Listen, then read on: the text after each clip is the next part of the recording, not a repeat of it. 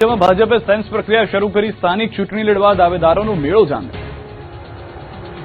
સ્થાનિક સ્વરાજની ચૂંટણીને લઈને ભાજપે આજથી સેન્સ પ્રક્રિયા શરૂ કરી છે। 5 દિવસમાં સેન્સ પ્રક્રિયા પૂર્ણ કરાશે। 15 મહાનગરપાલિકાઓ, 84 નગરપાલિકાઓ, 34 જિલ્લા પંચાયત અને 260 તાલુકા પંચાયતોની ચૂંટણી માટે દાવેદારોને સાંભળવાનું શરૂ કર્યું, જેને લઈને પ્રથમ દિવસે શહેર ચૂંટણી લડવા ઈચ્છતા દાવેદારોનો રાફડો જામ્યો હતો। સુરત મહાનગરપાલિકાની આગામી ચૂંટણીને લઈને સેન્સ લેવાની પ્રક્રિયા હાથ ધરવામાં આવી। ઉધના ભાજપ કાર્યાલય ખાતે સવારના 10 વાગ્યાથી કાર્યકર્તાઓ અને દાવેદારોની ભારે ભીડ જોવા મળી છે। પ્રથમ તબક્કામાં વોર્ડ નંબર 1 થી 12ના ઈચ્છુક ઉમેદવારોને સાંભળવામાં આવ્યા છે। તો મોરબી જિલ્લા ભાજપ કમલમ કાર્યાલય ખાતે પણ જાણે મેળો હોય તેવો માહોલ જોવા મળ્યો છે। સવારથી જ મોટી સંખ્યામાં કાર્યકર્તાઓ ઉમટી પડ્યા, ચૂંટણી લડવા માટે દાવો કર્યો હતો। આ તરફ રાજકોટ શહેર ભાજપ કાર્યાલય કમલમ ખાતે સેન્સ પ્રક્રિયા શરૂ કરવામાં આવી।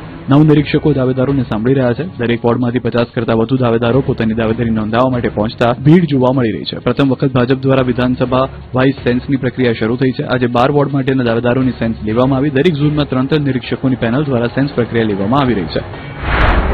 આ તરફ રાજકોટમાં સેન્સ પ્રક્રિયા દરમિયાન ભાજપ નેતાની પોસ્ટથી મચ્યો છે ખળભળાટ। નેતા અતુલ પંડિતે સેન્સ પ્રક્રિયાનું નામ લીધા વિના પ્રક્રિયાને મૂરખ ગણાવી પોસ્ટ કરી કે આજે કેટલાક મૂરખ બનશે અને કેટલાક મૂરખ બનાવાશે।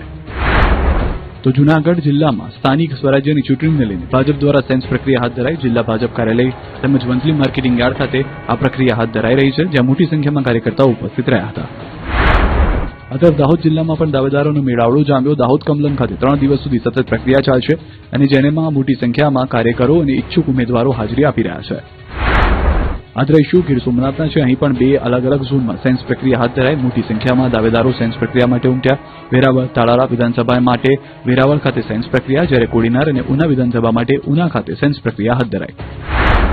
તો દ્વારકા જિલ્લા માટે ખંભાળિયામાં દ્વારકેશ કમલમ ખાતે સેન્સ પ્રક્રિયા હાથ ધરાઈ હતી। ઉમેદવારી નોંધાવવા ભાજપના કાર્યકરો મોટી સંખ્યામાં ઉમટી પડ્યા। આ તરફ ભરૂચ અને નર્મદામાં પણ ભાજપ કાર્યાલયમાં મોટી સંખ્યામાં ભીડ જોવા મળી। સ્થાનિક ચૂંટણી લડવા માટે દાવેદારોનો રાફડો પાડ્યો। નિરીક્ષકોએ દાવેદારોને સાંભળ્યા હતા।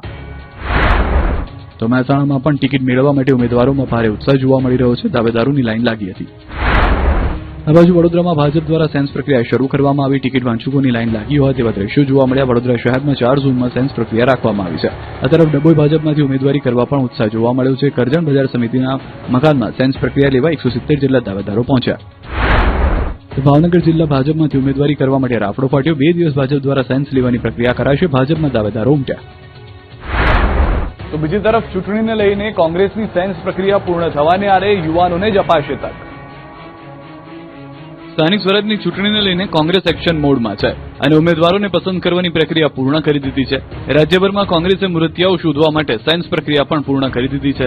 વોર્ડ દીઠ, તાલુકા બેઠક દીઠ ઉમેદવારોને સાંભળવાની પ્રક્રિયા પૂર્ણતાને આરે છે। હવે ઉમેદવારોના નામ જાહેર કરવા માટે બેઠકનો ધમધમાટ શરૂ કરી દેવાયો છે। જાણકારી મુજબ આ વખતે કોંગ્રેસ યુવાનો પર દાવ ખેલી શકે છે। 60 વર્ષથી નીચેના લોકોને ટિકિટ આપવાની તજવીજ છે। નવા ચહેરાઓને કોંગ્રેસ આપશે ટિકિટ। ઉમેદવારોની પેનલ તૈયાર કરી પ્રદેશ કક્ષાએ મોકલાશે। સ્થાનિક ચૂંટણી પૂર્વે એનસીપીના યુવા મોરચા પ્રદેશ પ્રમુખ અને વીએચપી પ્રમુખ કોંગ્રેસમાં જોડાયા। સ્થાનિક સ્વરાજની ચૂંટણીની જાહેરાત થતાની સાથે જ રાજ્યમાં પક્ષ પલટાની મોસમ આવી ગઈ છે। ચૂંટણી પહેલા કોંગ્રેસમાં ફરીથી મેળો શરૂ થઈ ગયો છે। એનસીપીના યુવા મોરચાના પ્રદેશ પ્રમુખ કોંગ્રેસમાં જોડાયા। કોંગ્રેસ પ્રદેશ પ્રમુખ અમિત ચાવડાએ જિગ્નેશ જોશી સાથે તેના સમર્થકોને કોંગ્રેસનો ખેસ પહેરાવ્યો। આ પ્રસંગે જગદીશ ઠાકુર સહિતના નેતાઓ હાજર રહ્યા। બીજી તરફ વીએચપી પ્રમુખ રાજેન્દ્ર બારોટે પણ પંજો પકડ્યો। રાજેન્દ્ર બારોટને અમિત ચાવડાએ કોંગ્રેસનો કેસ પહેરાવીને આવકાર્યા। કોંગ્રેસમાં જોડાયા બાદ રાજેન્દ્ર બારોટે દાવો કર્યો કે કોંગ્રેસની વિચારધારા સારી છે અને ભાજપના રાજમાં ભ્રષ્ટાચાર સતત વધ્યો છે। રસ્તાના કામમાં ભ્રષ્ટાચાર થયો હોવાનો આક્ષેપ કર્યો। બીજી તરફ કોંગ્રેસ પ્રદેશ પ્રમુખ અમિત ચાવડાએ સ્થાનિક ચૂંટણી કોંગ્રેસના વિજયનો દાવો કર્યો। હું 100% વિશ્વાસ સાથે કહું છું કે અમારા કાર્યકરોએ જે મહેનત કરી છે, લોકોના પ્રશ્નો માટે જે અવાજ ઉઠાવ્યો છે, જે જનાક્રોશ યાત્રાના માધ્યમથી આખા ગુજરાતમાં અમે ભ્રમણ કરીને લોકોના વચ્ચે જઈને સંવાદ કર્યો છે। ભારતીય જનતા પાર્ટી બધા જ મોરચે નિષ્ફળ છે।